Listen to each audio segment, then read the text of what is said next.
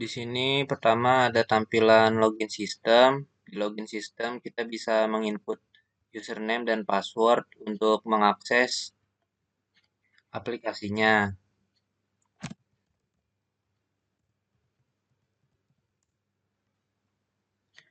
Selanjutnya, ketika kita sudah menginput username dan password, kita bisa memilih antara pilihan untuk mengolah sistem inventory atau sistem penggajian. Yang pertama kita pilih sistem inventory dulu. Nah, di sistem inventory ini di sini menampilkan ada tabel data stok barang, ada menampilkan barang masuk, barang keluar, cetak laporan. Di sini juga ada tambahan di master data itu ada supplier, ada data PIC, data user, barang, dan kategori barang. Pertama untuk supplier, di sini kita dapat menginput, mengubah, dan menghapus data supplier. Di sini contoh kode suppliernya 102, nama suppliernya Toko Rezeki, nomor teleponnya 0896, alamatnya Depok. Simpan data akan mengeluarkan pop-up berhasil menyimpan data, lalu oke. Dan akan masuk ke tabel sini untuk supplier. Jika ingin mengedit, kita bisa memilih data yang ingin diedit mana, lalu klik ubah. Di sini kita dapat mengubahnya.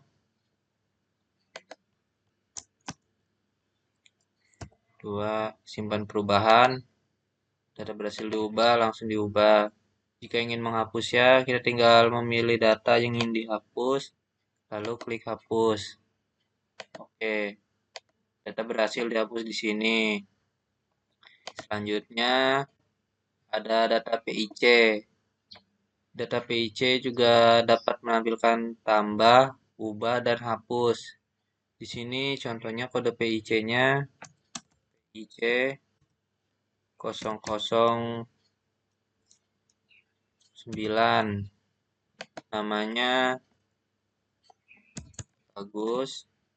Nomor teleponnya 089722. Alamatnya Depok. Lalu bisa disimpan. Data yang disimpan akan ditampilkan di sini. Juga bisa diubah, pilih data yang ingin diubah.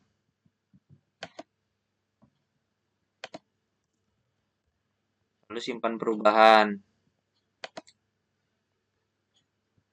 Jika ingin menghapus, pilih data yang ingin dihapus. Lalu pencet button hapus. Oke, berhasil menghapus data.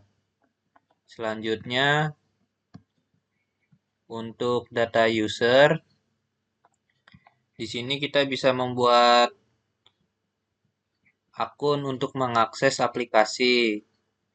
Misalnya di sini kita ingin menambahkan nama usernya. Nama usernya Bagus. Di username itu apa? Boleh bebas. Passwordnya. Nah, di status ini kita bisa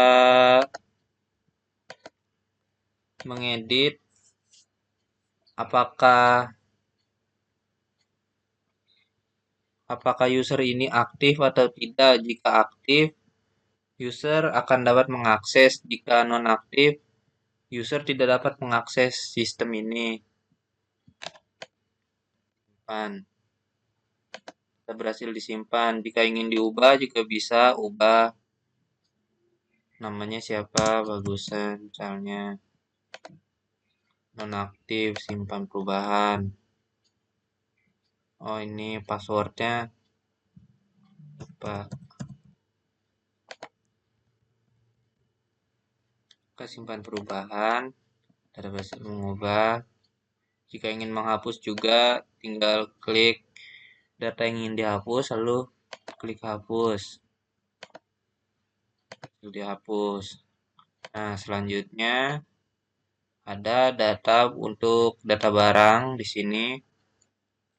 Kita bisa menambahkan data barang, mengubah dan menghapusnya. Misalnya di sini kita menambahkan data barang. Kode barangnya misalnya TH 123, namanya teh herbal.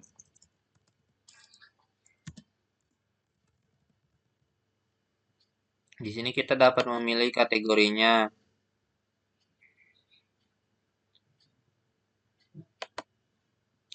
Satuannya itu apa? Stoknya ada berapa? Lalu klik simpan. Data berhasil disimpan, akan masuk ke sini. Jika ingin diubah, klik data yang ingin diubah. Pilih yang data yang ingin diubah. Misalnya di sini stoknya kita ubah menjadi 400. Simpan perubahan. Oke, berhasil. Data maka akan berubah 400. Jika ingin menghapusnya, klik data yang ingin dihapus, lalu hapus.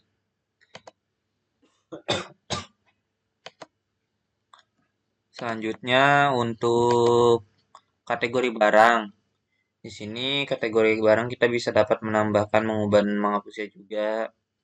Untuk nama kategorinya itu bisa apa saja. Misalnya kopi, nomor raknya berapa? 10. Simpan. Di sini kita juga dapat mengubah kategori barangnya, data kategori barangnya. Ubah. Misalnya namanya kita ganti kopi luwak.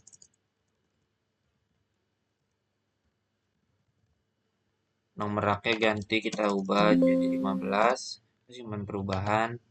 Data berhasil mengubah data di sini, akan menampilkan di sini. Jika ingin menghapusnya lagi, pilih data, lalu hapus.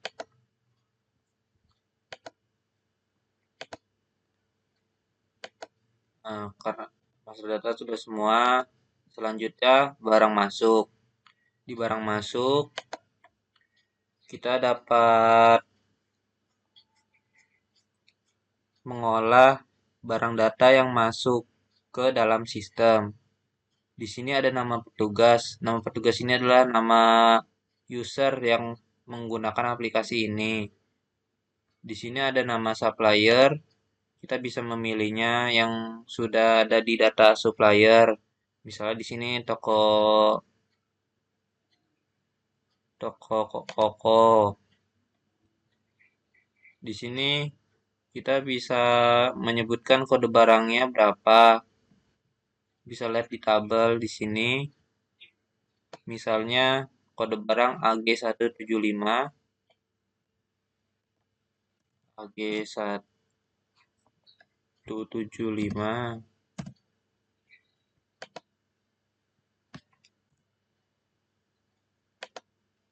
Maka di sini akan otomatis terbaca apa nama dari kode barang tersebut. Di sini tertulis Asmago. Lalu tambahkan inputan berapa jumlah barang data yang masuk ke dalam sistem. Misalnya 200 barang, 200 pieces. Maka klik OK. Data berhasil disimpan. Jika data berhasil disimpan, klik lalu simpan transaksi. Berhasil menyimpan data transaksi. Maka di sini akan keluar laporan barang yang masuk. Selanjutnya barang keluar. Untuk barang keluar juga sama ya. Di sini ada nama petugas, nama user yang menjalankan aplikasi ini. Di sini nama PIC. Nah, PC itu orang yang mengambil stok barang yang ada di sini. Misalnya Mulyadi, kode barang yang ingin diambil itu misalnya apa? Misalnya di sini kita kasih kode AG175 ya, Asmago. AG175. Nah, otomatis akan keluar di sini nama kode barangnya. Jumlah barang yang keluar ada berapa? Di sini kita input, ada misalnya ada 150 barang yang keluar. Lalu kita pencet OK. Nah, lalu tersimpan di sini. Lalu kita simpan transaksi. Data berhasil disimpan, lalu OK. Nah, sudah ganti ya.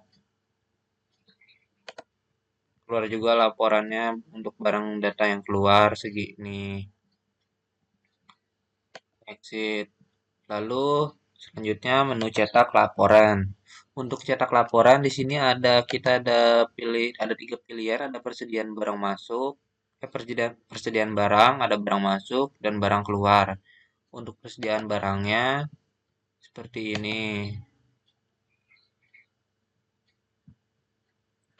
Persediaan barangnya kita menampilkan kode, nama barang, kategori barang, dan stok barangnya ada berapa.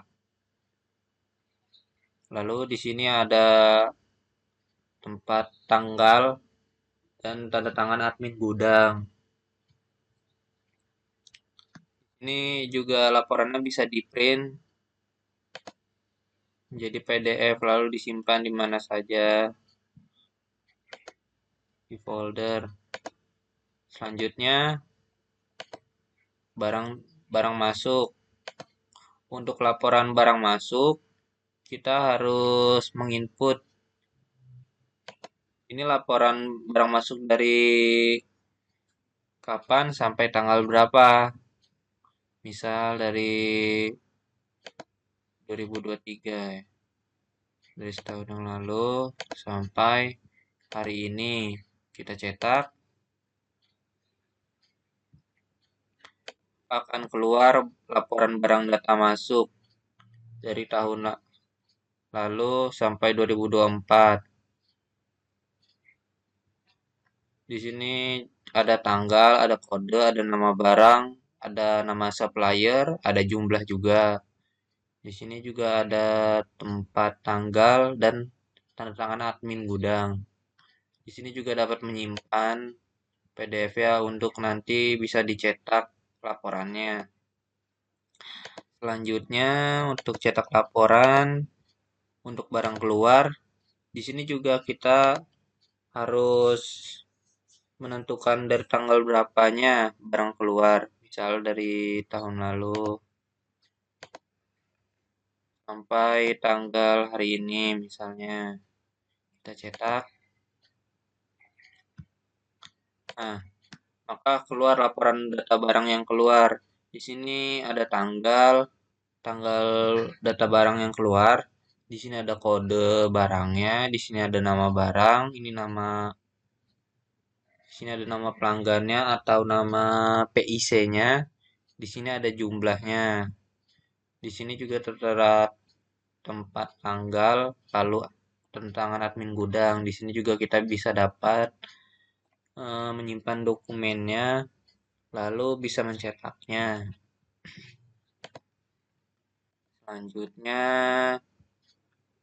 untuk inventory barang selesai ya.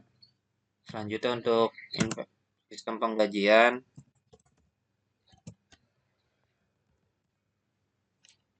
Di sini untuk sistem penggajian kita ada input pegawai, ada cetak laporan, informasi pegawai, ada cetak slip gaji.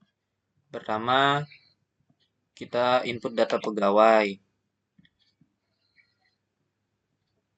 Di sini di input pegawai kita ada button untuk menambahkan, ada untuk mengubah, ada untuk menghapus.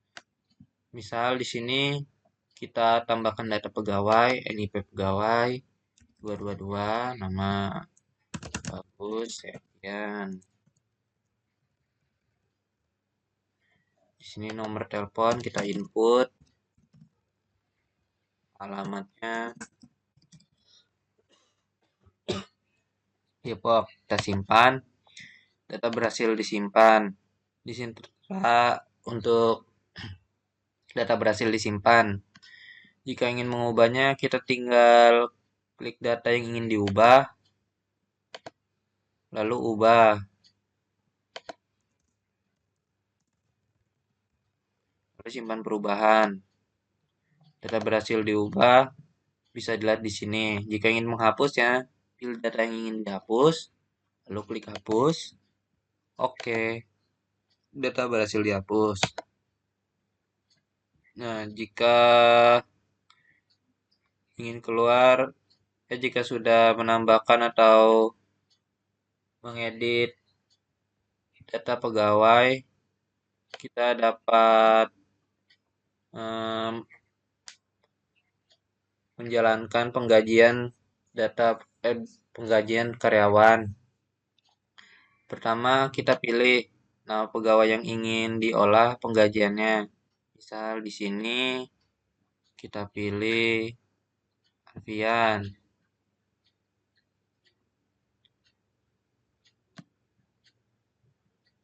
Tanggal penggajiannya tanggal 30. Besaran gaji per hari 100.000. Jumlah hari bekerjanya 22 hari. Maka di sini akan tertulis nih jumlah total gaji harian. Jika ada gaji lembur, maka ditulis gaji lembur misalnya 100.000. Di sini jika ada potongan gaji, maka ditulis potongan gajinya ada berapa. Di sini tertera untuk jumlah total gaji diterima. Jika ingin menyimpan, simpan. Menyimpan data pegawai berhasil. Oke. Nah, di sini sudah tertera. Nah, jika ingin mengubahnya, kita dapat memilih data yang ingin diubah yang mana. Misal ini diubah. Misal ini jumlah hari dalam bekerjanya 20. Maka akan berubah tuh jumlah total gaji hariannya. Ini gaji lemburnya kita ubah menjadi 90. Potongan gajinya kita ubah menjadi 50. Jika sudah diubah, mari kita simpan. Nah, data berhasil disimpan. Jika ingin menghapusnya, klik data yang ingin dihapus, lalu pencet hapus.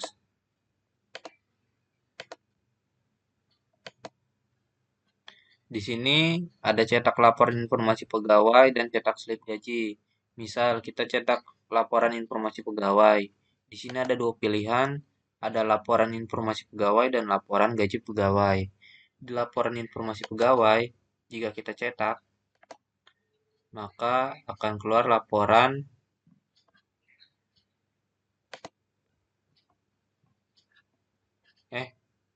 laporan gajian pegawai, lapor informasi pegawai. Di dalamnya ada ID, ada NIP pegawai, ada nama pegawai, ada nomor telepon, dan alamatnya. Di sini juga kita bisa mencetaknya. Laporan data pegawai bisa disimpan ke dalam folder, lalu bisa di-print.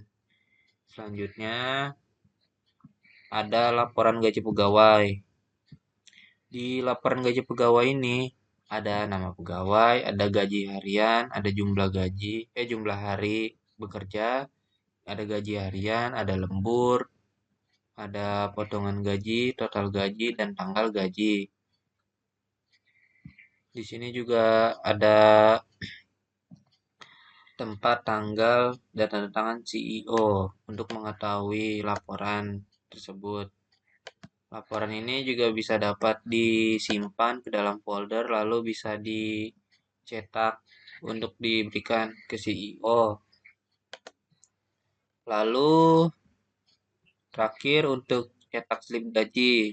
Untuk cetak slip gaji, kita dapat memilih eh, data mana yang ingin dicetak slip gajinya. Misal di sini kita cetak slip gaji Aulia, cetak slip gaji.